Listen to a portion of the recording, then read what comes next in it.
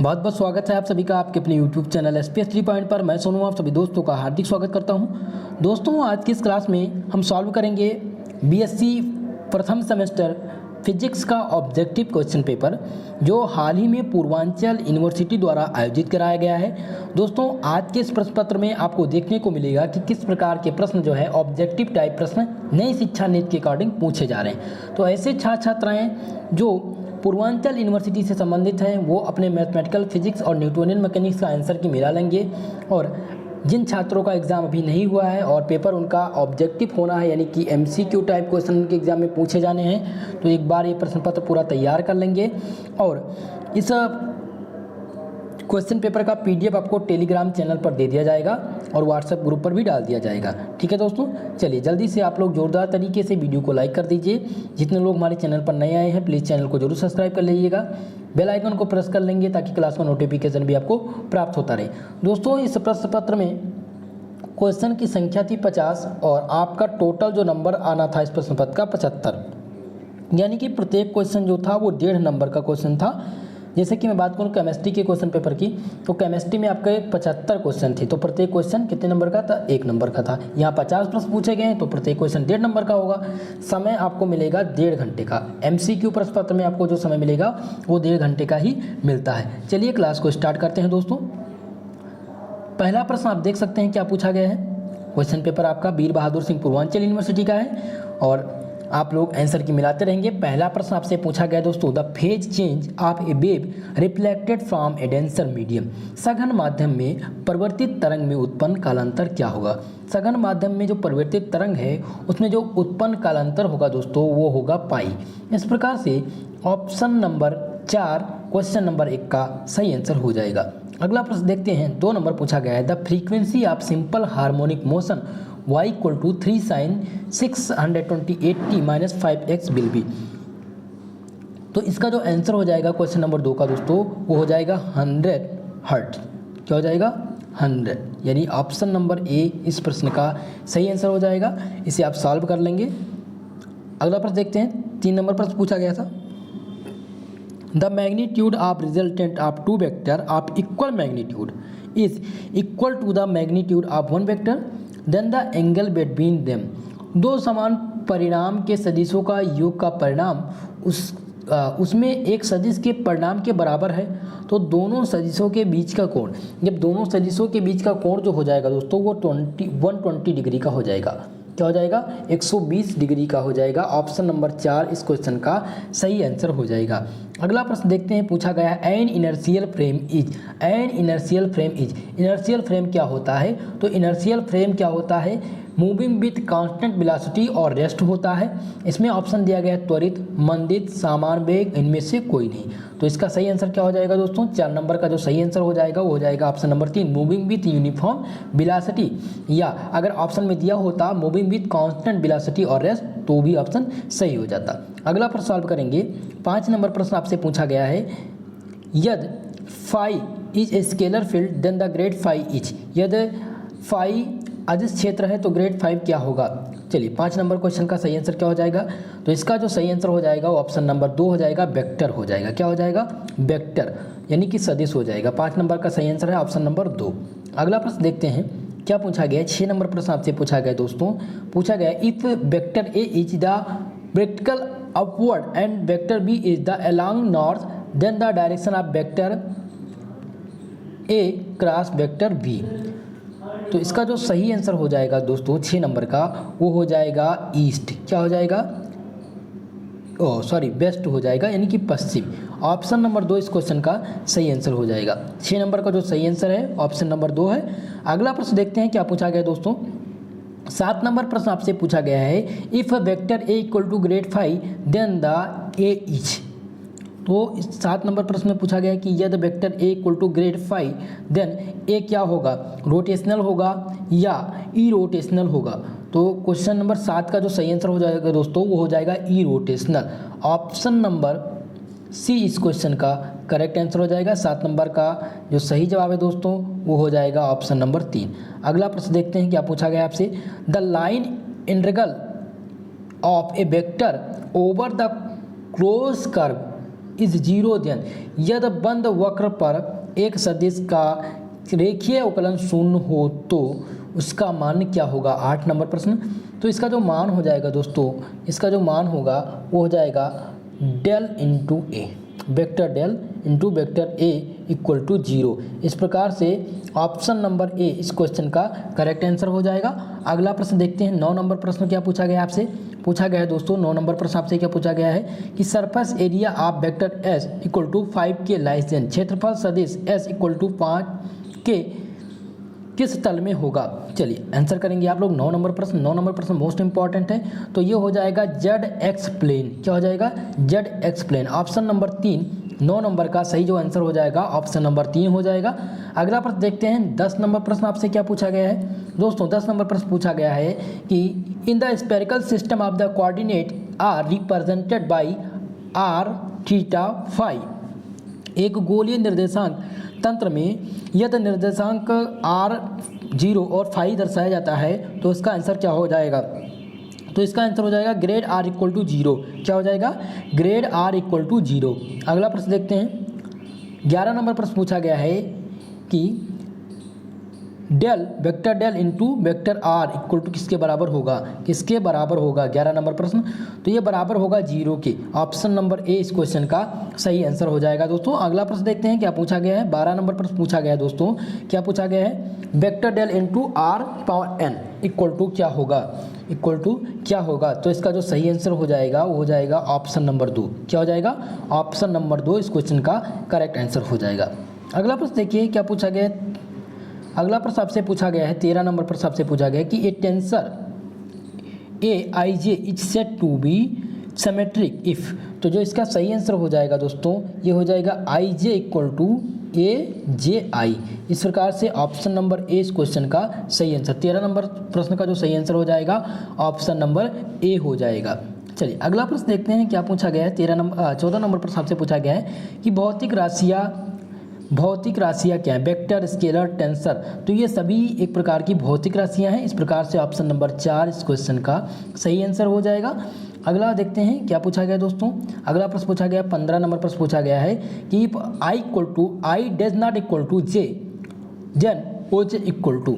तो इसका जो सही आंसर हो जाएगा 15 नंबर प्रश्न का दोस्तों, 15 नंबर क्वेश्चन का जो सही आंसर हो जाएगा वो 0 हो जाएगा। ऑप्शन नंबर 2 इस प्रश्न का सही जवाब हो जाएगा। अगला प्रश्न देखते हैं। पूछा गया है 16 नंबर प्रश्न, बहुत ही इंपॉर्टेंट प्रश्न है। 16 नंबर प्रश्न आपसे पूछा गया है दोस्तों। क्या पूछा गया है कि विच इज द पेडो फोर्स, इनमें से कौन सा छदम बल है। छदम बल आपको बताना है 16 नंबर प्रश्न। तो छदम बल जो सेंट्रीफ्यूगल फोर्स होता है वो छदम बल होता है। क्या होता है, सेंट्रीफ्यूगल फोर्स छदम बल होता है। आप केंद्रीय बल को क्या कहते हैं, छदम बल। ऑप्शन नंबर 2 16 नंबर प्रश्न का सही जवाब हो जाएगा। अगला प्रश्न देखते हैं 17 नंबर। क्या पूछा गया आपसे, पूछा गया है दोस्तों कि gravitational force on a 3 kg mass on the earth is. पृथ्वी तल पर स्थित 3 किलोग्राम द्रव्यमान पर गुरुत्वीय बल क्या होगा। तो इसका गुरुत्वीय बल आपको निकालना है। तो गुरुत्वीय बल का जो मान होगा दोस्तों वो क्या निकलेगा, वो निकल के आएगा 29.4 न्यूटन। क्या आएगा, 29.4 न्यूटन। इस प्रकार से ऑप्शन नंबर 2 इस क्वेश्चन का सही आंसर हो जाएगा। आप लोग थोड़ा सा इस प्रश्न को जरूर देख लीजिएगा एक बार। अगला प्रश्न देखते हैं। पूछा गया 18 नंबर प्रश्न आपसे क्या पूछा गया है। पूछा गया फॉर ए कंजर्वेटिव फोर्स, संरक्षी बल के लिए इसमें कौन सा सूत्र होगा। तो संरक्षी बल के लिए जो फार्मूला होता है दोस्तों, क्या होता है, जो फार्मूला होता है वो होता है del vector del into vector F equal to 0। इस प्रकार से ऑप्शन नंबर 2 इस प्रश्न का सही आंसर हो जाएगा। 18 नंबर का जो सही आंसर है वो ऑप्शन नंबर 2 हो जाएगा। 19 नंबर प्रश्न देखते हैं क्या पूछा गया है दोस्तों। 19 नंबर पर पूछा गया है ग्रेविटेशनल फील्ड इज गुरुत्वीय बल क्षेत्र है। गुरुत्वीय बल क्षेत्र है। पहला दिया गया है आभासी बल क्षेत्र, संरक्षी, असंरक्षी या चुंबकीय। चलिए आंसर करेंगे 19 नंबर का। तो 19 नंबर का जो सही आंसर हो जाएगा वो कंजर्वेटिव हो जाएगा। क्या हो जाएगा, conservative. Gravitation field is conservative. Option number 2 19 number प्रश्न का सही आंसर हो जाएगा। अगला प्रश्न देखेंगे 20 नंबर प्रश्न आपसे पूछा गया है। क्या पूछा गया है कि if the work done in a force field is the path independent the force is. यदि किसी बल क्षेत्र में कृत कार्य पथ पर निर्भर नहीं करता है तो उसका बल क्या होगा, आभासी, असंरक्षी या फिक्सीय या संरक्षी। चलिए 20 नंबर प्रश्न का सही आंसर करेंगे। तो 20 नंबर का जो सही आंसर हो जाएगा वो हो जाएगा कंजर्वेटिव। क्या हो जाएगा? कंजर्वेटिव। ऑप्शन नंबर ए इस प्रश्न 4 इस प्रश्न का सही आंसर हो जाएगा। 20 नंबर क्वेश्चन का जो सही आंसर हो जाएगा वो ऑप्शन नंबर 4 हो जाएगा। 21 नंबर प्रश्न सॉल्व करेंगे दोस्तों। पूछा गया है the total energy of electron revolving around the nucleus. Nucleus के परितः घूमने वाले इलेक्ट्रॉन की कुल ऊर्जा होगी। तो इसमें पूछा गया है आपसे कि total energy of electron revolving around the nucleus, ठीक है, यानी न्यूक्लियस के परितः घूमने वाले इलेक्ट्रॉन की कुल ऊर्जा। तो जो कुल ऊर्जा हो जाएगी दोस्तों वो क्या हो जाएगी? चलिए आंसर करेंगे आप लोग। वो हो जाएगी नेगेटिव। क्या हो जाएगी? नेगेटिव हो जाएगी। इस प्रकार से ऑप्शन नंबर 2 इस प्रश्न का सही आंसर हो जाएगा। जब भी न्यूक्लियस के परितः जो इलेक्ट्रॉन घूमता है उसकी कुल जो ऊर्जा होती है वो ऋणात्मक होती है। ऑप्शन नंबर 2 इस क्वेश्चन का सही आंसर हो जाएगा। अगला प्रश्न सॉल्व करेंगे। 22 नंबर प्रश्न आपसे पूछा गया है कि negative value of work done by a conservative force on a particle equal to संरक्षी बल द्वारा किसी कण पर कृत ऋणात्मक कार्य बराबर होगा। तो किसके बराबर होगा? ये बराबर होगा दोस्तों आपके पोटेंशियल एनर्जी के। किसके? पोटेंशियल एनर्जी यानी स्थितिज ऊर्जा के। ऑप्शन नंबर 3 इस क्वेश्चन का सही आंसर हो जाएगा। 22 नंबर का जो सही आंसर हो जाएगा वो ऑप्शन नंबर 3 हो जाएगा। अगला प्रश्न देखते हैं। 23 नंबर प्रश्न आपसे क्या पूछा गया है? 23 नंबर प्रश्न आपसे पूछा गया है change in the potential energy of a particle moving with conservative force field depend upon. संरक्षी बल क्षेत्र में चलने वाले कण की स्थितिज ऊर्जा में क्या परिवर्तन होगा? चलिए आपको आंसर करना है इस प्रश्न का। बहुत ही इंपॉर्टेंट प्रश्न है।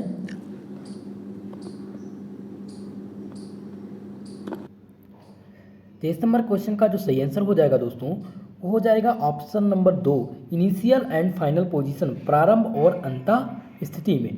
ठीक है, इस प्रकार से 23 नंबर क्वेश्चन का जो सही आंसर हो जाएगा ऑप्शन नंबर 2 हो जाएगा। अगला प्रश्न देखते हैं। 24 नंबर प्रश्न आपसे पूछा गया है कि सेंट्रल फोर्स एक केंद्रीय बल क्या है? तो आप सबको पता है कि केंद्रीय बल क्या होता है? कंजर्वेटिव होता है, यानी ऑप्शन नंबर ए इस प्रश्न का सही आंसर हो जाएगा। अगला प्रश्न देखते हैं। 25 नंबर प्रश्न क्या पूछा गया है? 25 नंबर प्रश्न पूछा गया है the total linear momentum about the centre of mass, द्रव केंद्र के परितः कुल रेखीय संवेग है। तो ये हो जाएगा, क्या हो जाएगा? Always zero. क्या हो जाएगा? ऑलवेज जीरो, यानी ऑप्शन नंबर 2 इस प्रश्न का सही आंसर हो जाएगा। 25 नंबर का जो सही आंसर है दोस्तों ऑप्शन नंबर 2 हो जाएगा। 26 नंबर प्रश्न देखिए क्या पूछा गया है? पूछा गया है in the absence of external force the velocity of centre of mass of A system remains. बाह्य बल की अनुपस्थिति में किसी कण के निकाय का वेग रहता है तो उसके कण का जो निकाय का वेग होता है दोस्तों वो कांस्टेंट होता है। क्या होता है? हमेशा कांस्टेंट होता है। इस प्रकार से ऑप्शन नंबर 4 26 नंबर प्रश्न का सही आंसर हो जाएगा। अगला प्रश्न देखते हैं क्या पूछा गया। 27 नंबर प्रश्न आपसे पूछा गया दोस्तों when A torque acting on A system is zero that what is conserved. किसी निकाय पर कार्यरत बल आघूर्ण शून्य है तो क्या संरक्षित होगा? 27 नंबर प्रश्न, जब भी किसी निकाय पर कार्यरत बल आघूर्ण शून्य हो तो उसमें हमेशा जो संरक्षित होता है दोस्तों वो एंगुलर मोमेंटम संरक्षित होता है। क्या संरक्षित होता है? एंगुलर मोमेंटम संरक्षित होता है। ऑप्शन नंबर 3 इस क्वेश्चन का सही आंसर हो जाएगा। अगला प्रश्न देखते हैं।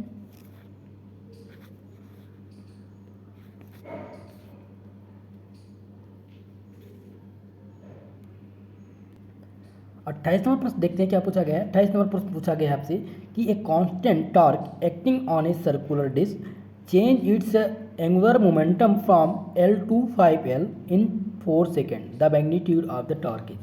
इसमें दिया गया है दोस्तों कि एक वृत्तीय डिस्क पर कार्यरत नियत बल आघूर्ण डिस्क के कोणीय आवेग को 4 सेकेंड में L से L 5L कर देता है तो उसका बल आघूर्ण का परिणाम क्या होगा? तो आप सबको पता है दोस्तों कि टाउ इक्वल टू क्या होता है? del 2 upon dt। ठीक है, del 2 अपॉन del t इसका फार्मूला होता है। तो आप फार्मूला इसका लगा देंगे, फार्मूला लगाएंगे del 2 upon del t equal to, अब हम इसका मान रखेंगे 5L माइनस L और समय कितना दिया गया? 4 सेकेंड। तो आप देखेंगे यहाँ से एक L निकल जाएगा तो यहाँ पर कितना बचेगा? 4L और नीचे कितना है? यानी टाइम कितना है? 4 दिया गया, 4 से 4 कैंसिल हो जाएगा, बचेगा क्या आपका? L। तो इस प्रकार से इसका जो सही आंसर हो जाएगा वो ऑप्शन नंबर 3 हो जाएगा इस प्रश्न में। अगला प्रश्न देखते हैं। अगला प्रश्न क्या पूछा गया है आपसे, 29 नंबर प्रश्न पूछा गया है, which of the Newton's law in the revolving in rocket propulsion, rocket की गति न्यूटन के किस नियम से आधारित है। जो रॉकेट की गति होती है वो न्यूटन के किस नियम से आधारित है, 29 नंबर प्रश्न। तो दोस्तों जो रॉकेट होता है उसका न्यूटन के तीसरे गति से संबंध है, यानी न्यूटन का थर्ड लॉ। इस प्रकार से ऑप्शन नंबर 4 इस क्वेश्चन का सही आंसर हो जाएगा। अगला प्रश्न देखेंगे, पूछा गया है 30 नंबर प्रश्न आपसे पूछा गया है दोस्तों कि a bullet hits a block kept to a rest on the smooth horizontal table and get the embedded into it, which is following physical quantity for the block does not change। ऊर्ध्वाधर समतल पर रखे एक block के एक bullet टकराकर अंदर चला जाता है जिसमें ब्लॉक की भौतिक राशि में परिवर्तन नहीं होता है। जिसमें क्या परिवर्तन नहीं होगा, इसमें जो परिवर्तन नहीं होगा दोस्तों वो होगा ग्रेविटेशनल पोटेंशियल एनर्जी। क्या होगा, ग्रेविटेशनल पोटेंशियल एनर्जी यानी गुरुत्वीय स्थितिज ऊर्जा। ऑप्शन नंबर 3 इस क्वेश्चन का सही आंसर हो जाएगा। अगला प्रश्न ध्यान देंगे, पूछा गया आपसे कि Newton first law is valid for, Newton का गति का पहला नियम किसमें लागू है। दोस्तों न्यूटन का गति का नियम किसमें लागू है, ऑप्शन दिया गया accelerated frame, non inertial frame, या नॉन एक्सीलरेटेड फ्रेम, या डी एक्सीलरेटेड फ्रेम। दोस्तों तो इसमें अगर देखा जाए तो अगर न्यूटन के गति के अगर न्यूटन नहीं पूछा जाता था तो यहाँ पर डी एक्सीलरेटेड फ्रेम हो जाता। लेकिन आप सबको पता है कि न्यूटन का जो लॉ है वो मोशन पर आधारित है। किस पर आधारित है, मोशन पर आधारित है। तो इसलिए ये जो मोशन पर आधारित है, मोशन पर आधारित होने के कारण जो इसका सही आंसर होगा वो नॉन एक्सीलरेटेड फ्रेम होगा, त्वरित अवत्वरित फ्रेम में होगा। न्यूटन का पहला नियम किसमें लागू है, नॉन इनर्शियल फ्रेम। न्यूटन का फर्स्ट लॉ जो है वो इनर्शियल फ्रेम ऑफ रेफरेंस में लागू होता है। किसमें लागू होता है, इनर्शियल फ्रेम ऑफ रेफरेंस में लागू होता है। और न्यूटन का प्रथम गति का नियम जिसमें नहीं लागू होता है वो किसमें लागू नहीं होता है, नॉन इनर्शियल फ्रेम में नहीं लागू होता है और इनर्शियल फ्रेम में लागू होता है। तो इस प्रकार से जो इसका सही आंसर हो जाएगा वो नॉन एक्सीलरेटेड फ्रेम हो जाएगा। न्यूटन का गति का प्रथम नियम नॉन एक्सीलरेटेड फ्रेम में लागू है। इस प्रकार से ऑप्शन नंबर 3 इस क्वेश्चन का सही आंसर। 32 नंबर प्रश्न पूछा गया, the value of gravitation force is minimum at, गुरुत्वीय बल का न्यूनतम मान कहाँ होगा। दोस्तों गुरुत्वीय बल का जो न्यूनतम मान होगा वो विषुवत रेखा पर होगा। कहाँ पर होगा, विषुवत रेखा पर। क्योंकि आप सबको पता है कि जी का गुरुत्वीय त्वरण यानी कि जी इक्वल टू क्या होता है, कैपिटल जी अपान एम, इसका फार्मूला होता है आर स्क्वायर। जहाँ पर जी और आर क्या है, जी और एम क्या है, एक नियतांक है और आर क्या है, उसकी त्रिज्या है। अब हम देखते हैं कि G is directly proportional to 1 upon R square होता है। जब हम आर का मान अधिक करेंगे या आर का मान बढ़ेगा तो जी का मान क्या करेगा, डिक्रीज करेगा। और जब जी का मान क्या करेगा, इंक्रीज करेगा, तो आर का मान क्या हो जाएगा, यानी त्रिज्या क्या हो जाएगी, घट जाएगी। अगर बात करें पृथ्वी की, अगर हम बात करें पृथ्वी की, तो पृथ्वी पर ध्रुवों की दूरी क्या होती है, कम होती है। लेकिन भूमध्य रेखा की दूरी क्या होती है, अधिक होती है।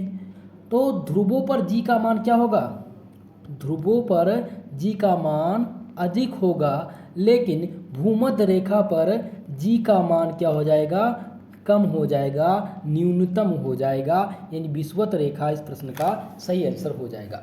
ठीक है, चलिए अगला प्रश्न देखते हैं क्या पूछा गया है। अगला प्रश्न पूछा गया है 33 नंबर प्रश्न पूछा गया है, the physical quantity conserved in elastic collision, अप्रत्यक्ष संघट्ट में कौन सी भौतिक राशि संरक्षित रहती है। 33 नंबर प्रश्न। तो 33 नंबर प्रश्न का जो सही आंसर हो जाएगा दोस्तों क्या हो जाएगा, लीनियर मोमेंटम। क्या हो जाएगा, linear momentum is conserved both in elastic and elastic collision. दोनों में, इलास्टिक और इन इलास्टिक कोलिजन में हमेशा लीनियर मोमेंटम कंजर्व्ड होगा। ऑप्शन नंबर 2 इस प्रश्न का सही आंसर हो जाएगा। अगला प्रश्न देखते हैं 34 नंबर प्रश्न आपसे पूछा गया है दोस्तों। 34 नंबर प्रश्न पूछा गया है कि 10 किलोग्राम के एक चक्र का अपने अक्ष के परितः जड़त्व आघूर्ण 160 किलोग्राम मीटर स्क्वायर है, परिभ्रमण त्रिज्या इसकी ज्ञात करनी है। तो इसका जो सही आंसर हो जाएगा दोस्तों, परिभ्रमण त्रिज्या आपको ज्ञात करनी है। ठीक है, 34 नंबर प्रश्न, तो जो इसका सही आंसर हो जाएगा 34 नंबर का, वो हो जाएगा 4 मीटर हो जाएगा। इसका क्या हो जाएगा सही आंसर? 4 मीटर हो जाएगा। आप लोग थोड़ा न्यूमेरिकल है, इसको सॉल्व कर लीजिएगा। 35 नंबर प्रश्न देखिए क्या पूछा गया है आपसे। 35 नंबर प्रश्न आपसे पूछा गया है कि a ring of radius R and mass M rotate about its axis passing through its centre and perpendicular to its plane with the angular velocity omega, its kinetic energy is.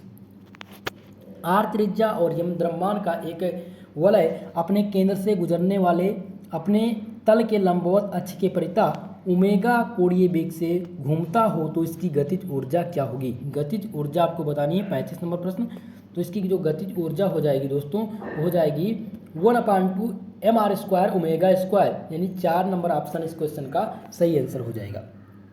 अगला प्रश्न देखिए पूछा गया है 36 नंबर प्रश्न पूछा गया है, न्यूमेरिकल है ये प्रश्न। पूछा गया है 1 × 10³ किलोग्राम मीटर स्क्वायर कोणीय संवेग का एक वक्र 20 चक्कर सेकंड कर रहा है, इसको 10 सेकंड में रोकने के लिए कितना बल आघूर्ण लगाना होगा? बल आघूर्ण से क्वेश्चन पूछा गया है, ठीक है। तो इसका जो सही आंसर हो जाएगा 36 नंबर प्रश्न का आंसर हो जाएगा ऑप्शन नंबर 2। आप लोग इसको सॉल्व कर लीजिएगा।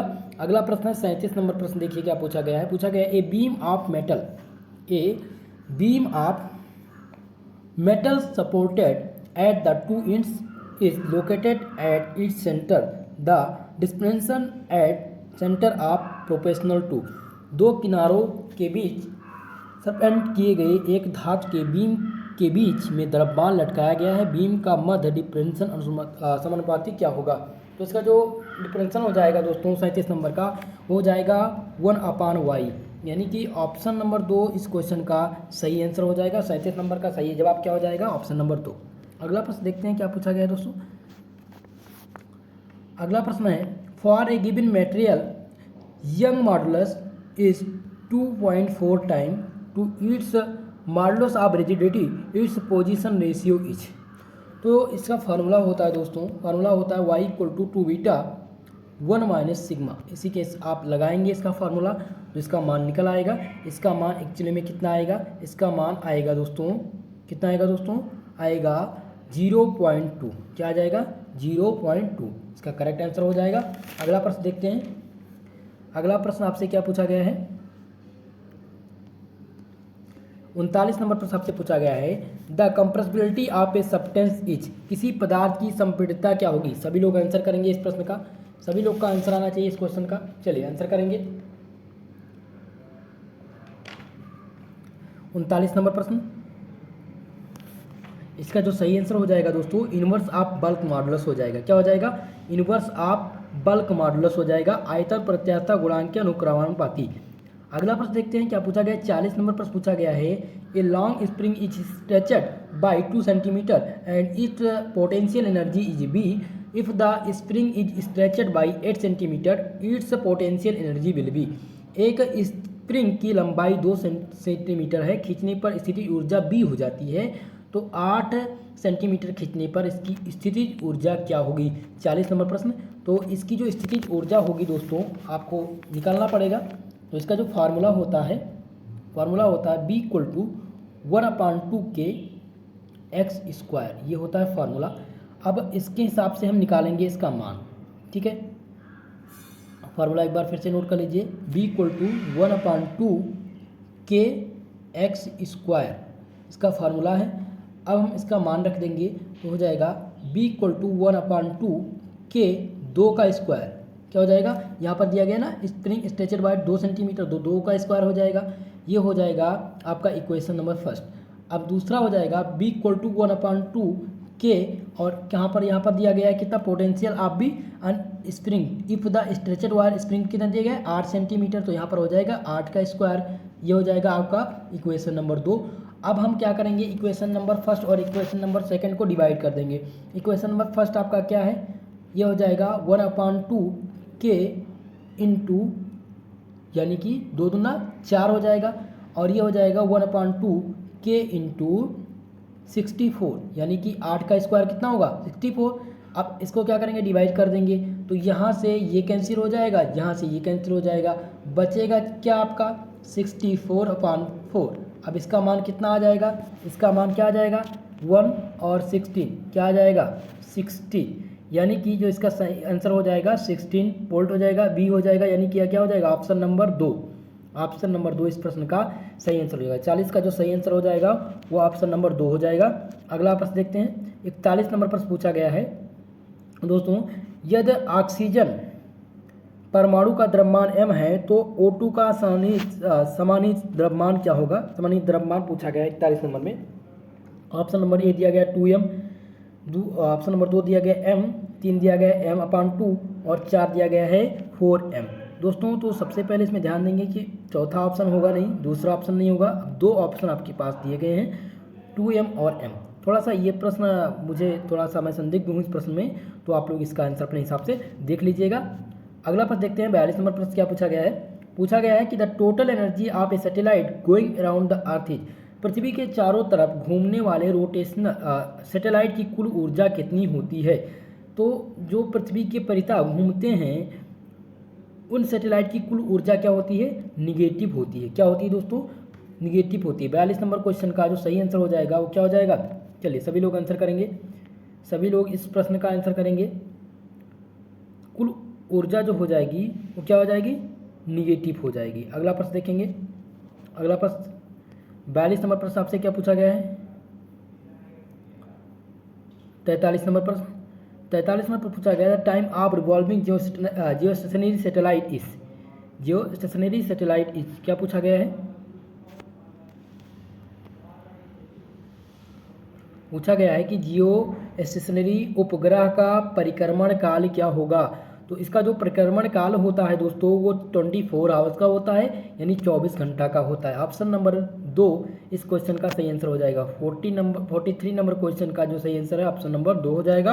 अगला प्रश्न देखते हैं। If the quality factor of the oscillator is large it implies that, किसी दोलक का गुणता गुणांक अधिक है, यह इंगित करता है। यह इंगित क्या करेगा दोस्तों, जल्दी से आंसर करेंगे। ये इंगित करता है किसको, डैम्पिंग इज लो। क्या, damping is low. Option number A इस प्रश्न का सही आंसर हो जाएगा। अगला प्रश्न देखते हैं। 45 नंबर प्रश्न पूछा गया आपसे, यदि दोलन गति के लिए अवमंदक शून्य हो तो इसका शांत काल क्या होगा। इसका शांत काल इसके बराबर हो जाएगा, इनफाइनाइट होगा। इसका शांत काल क्या होगा, इनफाइनाइट होगा। ऑप्शन नंबर ए इस प्रश्न का सही आंसर हो जाएगा। अगला प्रश्न देखते हैं। 46 नंबर प्रश्न पूछा गया है। Energy is not carried by, ऊर्जा का संवाहक नहीं करता है, ऊर्जा का संवाहक नहीं करता है। ऊर्जा का संवाहक जो होता है स्टेशनरी वेव, अप्रगामी तरंग जो होता है वो ऊर्जा का संवाहक नहीं करता है। ऑप्शन नंबर 2 46 नंबर प्रश्न का सही आंसर हो जाएगा। अगला प्रश्न देखते हैं। 47 नंबर प्रश्न पूछा गया है करेक्ट रिलेशनशिप। करेक्ट रिलेशनशिप क्या है, तो आप सबको पता है करेक्ट रिलेशनशिप कैसे निकालेंगे। सबसे पहले आप फेज वेलोसिटी का करेक्ट रिलेशन क्या होता है, फेज वेलोसिटी का होता है BP = ω/k, और ग्रुप वेलोसिटी क्या क्या होता है, ग्रुप वेलोसिटी का होता है BG = dω/dk, dω/dk। तो यहाँ पर क्या दिया गया है, BG = यहाँ पर आप देख सकते हैं BP = W/K, यानी कि फेज वेलोसिटी का रिलेशन यहाँ पर दिया गया है। ऑप्शन नंबर 2 47 का जो सही आंसर हो जाएगा ऑप्शन नंबर 2 हो जाएगा। ये किसका है, फेज वेलोसिटी। फेज वेलोसिटी का जो करेक्ट रिलेशन होता है वो क्या होता है दोस्तों, BP = ω/k। और अगर हम बात कर लें ग्रुप वेलोसिटी का, तो ग्रुप वेलोसिटी का कितना होगा, ग्रुप वेलोसिटी का जो करेक्ट रिलेशन हो जाएगा वो हो जाएगा BG = dW/dk। ठीक है, चलिए इस प्रकार से ऑप्शन नंबर 2 47 नंबर का सही आंसर हो जाएगा। अगला प्रश्न देख सकते हैं। मोस्ट इंपॉर्टेंट प्रश्न पूछा गया आपसे, क्या पूछा गया दोस्तों, movement of inertia of A solid space of mass m and radius r about its diameter is. m द्रव्यमान और r त्रिज्या के एक ठोस गोले को अपने व्यास के परितः जड़त्व आघूर्ण बताना है। तो इसका जड़त्व आघूर्ण क्या होगा, इसका जड़त्व आघूर्ण जो हो जाएगा दोस्तों क्या हो जाएगा, 48 नंबर प्रश्न का आंसर करेंगे। तो इसका जो जड़त्व आघूर्ण हो जाएगा 2.5 mr² हो जाएगा। क्या हो जाएगा, 2.5 mr²। ऑप्शन नंबर 3 इस क्वेश्चन का सही आंसर हो जाएगा। 49 नंबर प्रश्न ध्यान देंगे, पूछा गया है the radius of gyration does not depend upon, परिभ्रमण त्रिज्या निम्न में से किन पर निर्भर नहीं करती है। तो परिभ्रमण त्रिज्या जो होती है वो वो किस पर निर्भर नहीं करती है, किस पर निर्भर नहीं करती है। चलिए सभी लोग आंसर करेंगे। ईट्स मास क्या हो जाएगा, ऑप्शन नंबर ए ईट्स मास, यानी कि अपने द्रव्यमान पर, परिभ्रमण की त्रिज्या अपने द्रव्यमान पर निर्भर नहीं करती है। इस एक प्रश्न पत्र का लास्ट क्वेश्चन है, पूछा गया दोस्तों कि movement of inertia multiplied by an angular velocity equal to, जड़त्व आघूर्ण और कोणीय वेग का गुणनफल बराबर होगा। पहला दिया गया है बल युग्म, दूसरा है बल के, सी नंबर कोणीय संवेग के, और डी दिया गया है कार्य के। चलिए 50 नंबर क्वेश्चन का सही आंसर क्या हो जाएगा, सही आंसर हो जाएगा ऑप्शन नंबर 3 एंगुलर मोमेंटम। क्या हो जाएगा, एंगुलर मोमेंटम। जड़त्व आघूर्ण और कोणीय वेग का गुणनफल जो होता है वो कोणीय संवेग के बराबर होता है। ऑप्शन नंबर 3 50 नंबर क्वेश्चन का सही आंसर हो जाएगा। दोस्तों आज के इस प्रश्न पत्र में मैंने 3 प्रश्न संदिग्ध है, 3 प्रश्न यानी जो मैं आपको कमेंट बॉक्स में बता दूंगा कि कौन कौन से प्रश्न हैं, ठीक है। उनका आंसर आप अपने हिसाब से देख लीजिएगा। बाकी का आंसर मैंने आप लोग को बता दिया है। जिनका एग्ज़ाम अभी नहीं हुआ है वो अपना पेपर तैयार कर लेंगे और आंसर की ज़रूर मिला लेंगे, ठीक है। दोस्तों आज की क्लास आप सबको कैसी लगी सभी लोग कमेंट करके ज़रूर बताइएगा। मैथ की आंसर की मैं जल्द ही अपलोड कर दूंगा, आप बिल्कुल निश्चिंत रहिए। साथ ही साथ दोस्तों आप लोगों से निवेदन करना चाहता हूं, जितने लोग को हमारे चैनल पर नए होंगे प्लीज़ हमारे चैनल को सब्सक्राइब करिएगा, क्योंकि SPSD पॉइंट चैनल आप सबके साथ लगातार निरंतर मेहनत कर रहा है आप सबके उज्जवल भविष्य के लिए, ताकि आपका एग्ज़ाम अच्छा हो सके, आपका मार्क्स अच्छा आ सके। तो आप सभी लोग हमारे चैनल को सब्सक्राइब, लाइक, शेयर जरूर करिएगा। मिलते हैं अगली क्लास में, तब तक के लिए जय हिंद, जय भारत।